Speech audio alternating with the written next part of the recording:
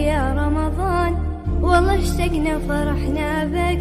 صوم وطاعة للرحمن، صوم وطاعة للرحمن، روحانية يومك غير، والوعد باب الريان، والليالي فيها الخير يا هل. بسم الله والصلاة والسلام على رسول الله. أسعد الله أوقاتكم بكل خير. كيف حالكم؟ إن شاء الله تكونوا طيبين وبخير بصحة وعافية. أهلا وسهلا فيكم جميعا، حياكم الله. كل عام وإنتم بخير، وشهر مبارك إن شاء الله علينا وعليكم. الله يهل علينا إن شاء الله بالخير والبركة، وإنتم مع أحبابكم ومع من يعز عليكم إن شاء الله. اليوم يا بنات راح أشارككم باقي التجهيزات والاستعداد لشهر رمضان. عندي اليوم البهارات أجهزها، بهارات الشرب الحب، وبطحن برضو شوية بهارات لأن أنا عندي البهارات جاهزة، يعني مسويتها من قبل وما صورتها أول، لكن بسوي بهارات مشكلة بس، وبسوي البهارات الحب. عندي هنا بصل مجفف وثوم مجفف وكزبرة مخلوطة مع قرنفل وكمون وفلفل أسود وهيل، وهذا خولنجان أقول لكم هو شكله كده، وأنا كسرته يعني دقيته كده بالهوند حتى تكسر عشان يجي معايا في السرر، والقرفة كمان كسرتها برضو. وهذا ورق الغار قصصته بالمقص زي كذا علشان برضو يجي معايا في السرر اللي راح اسويها كذا، يعني سويته وقصصته كذا بالمقص، يعني سويت فيه كذا بالعرض وبالطول، وقصصته كذا لقطع صغيرة علشان تيجي معايا في السرر زي ما قلت لكم. وكمان فيها الشيبة. الشيبة ضرورية في الشوربة، خاصة شوربة الحب، وحتى شوربة الكويكر، شوربة الشوفان مرة نكهتها حلوة في الشوربة، أنا أحطها حتى في الكبسة، نحبها صراحة، ونحب مذاقها يعني في الشرب وفي هذا. وهنا عندي الشاش هذا الطبي، وعندي الخيط. أجيب الشاش وأقصه كده من النص وأفتحه، واجيب الثانية برضو افتحها واحطها بالعكس، يعني زي اشارة الزايد، وابدأ احط فيها من المكونات اللي عندي، هذه البهارات الحبة دي كلها احط منها من كل حاجة شوية كذا، وحتى تتكون عندي السرة، والمها زي كذا والف عليها الخيط جامد واعقده، وما راح تنفك بالمرة معانا. والزايد من الشاش اشيله. تسهل علينا هذه الحركة، يعني أنا هذه أسويها حتى للكبسة، يعني مو بس للشوربة، أسوي كمية وأحتفظ بها عندي. هنا حطيت مجموعة وأحط أعبي فيها، يعني علشان يكون سريع وسهل، أعبي فيها كلها، ومن المكونات من البصل، الثوم، الهيل، الفلفل الأسود الحب، الكمون، منها كلها الكزبرة، وأشيلها وأربطها حتى تتكون عندي الكمية اللي أنا أبغاها. الحقيقة أنا سويت بس شوية هنا، والباقي رحنا جلسنا هناك وسوينا، لأن صراحة وأنا واقفة صعب إني أسوي كمية أكبر. هذه الطريقة حلوة يا بنات، ونظيفة، بهاراتنا إحنا منظفينها، يعني متأكدين من جودتها، ومتأكدين منها إنها جديدة، أفضل من السرر اللي تكون جاهزة يعني في السوبر ماركت.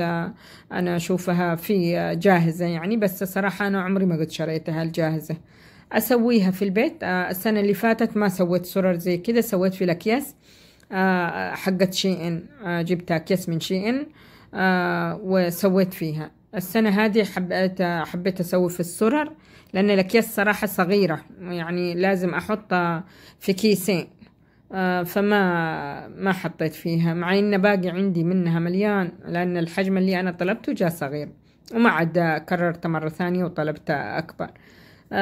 فقلت الشاش برضو أفضل، يعني أحط الكمية اللي أنا أبغاها. هذه الكمية اللي سويتها معاكم، والباقي بعدين بسويها أنا وبناتي، نجلس تحت ونسوي الكمية اللي نبغاها. هنا بطحن شوية بهارات بس مشكلة، يعني عندي أنا طاحنة من البهارات هذه كلها، عندي موجود منها.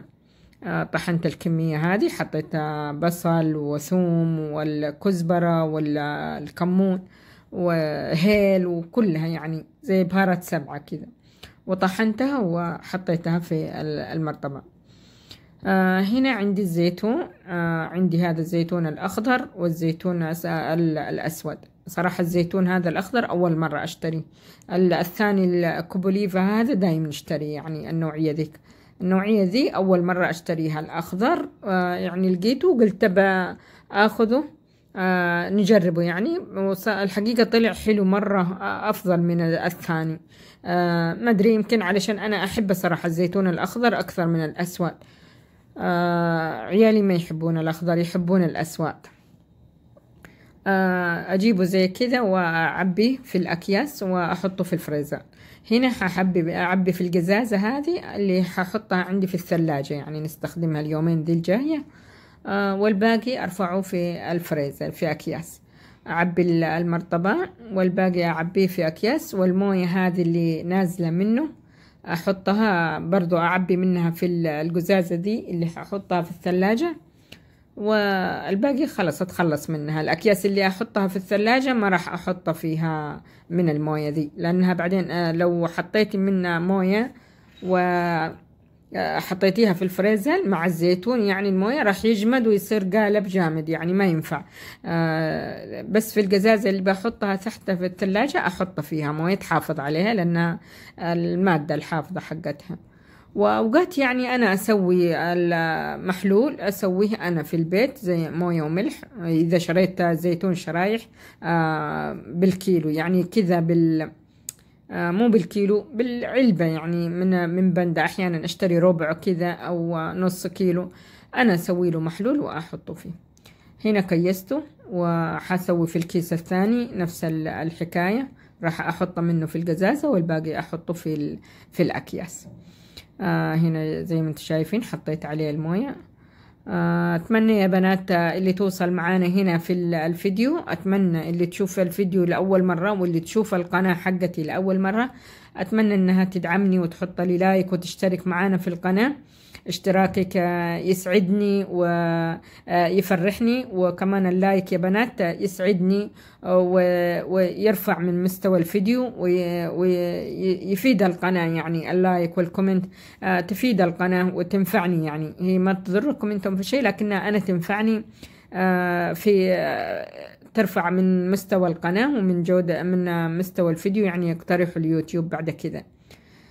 هنا عبيت الزيتون الأسود، نفس الحكاية حقت الزيتون الأخضر، وحسوي فيه نفس الشيء، أحط له بعد كده موية وأعبي الباقي في الأكياس وخلاص أحفظها في الفريزر، وبكده تكون جاهزة عندي. وخلاص يا بنات، هذا آخر فيديو من استعدادات رمضان حنزله.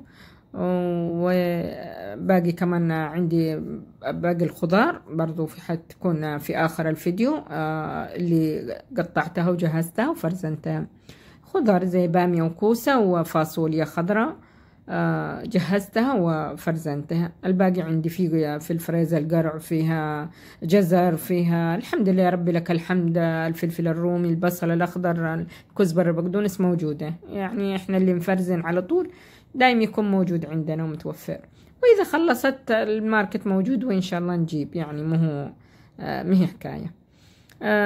بس يا بنات هذا هو. أتمنى الفيديو يعجبكم اليوم، وشهر مبارك عليكم مرة ثانية، والله يعود علينا وعليكم باليمن والخير والبركات، ونحن بخير بصحة وعافية، احنا وبلادنا وحكومتنا وشعبنا كله والوطن العربي كله، واحنا بخير بصحة وعافية إن شاء الله، وأمن وأمان. الله يديمها علينا إن شاء الله نعم، ويديمها علينا نعمة. وبس يا بنات، هنا خلاص أقفلها وأحفظها في الفريزر. زي ما قلت لكم يا بنات، لا تنسوني من اللايك ومن الاشتراك في القناة، الله يسعدكم إن شاء الله دنيا وآخرة، وأشوفكم في فيديو قادم إن شاء الله، وفي أمان الله.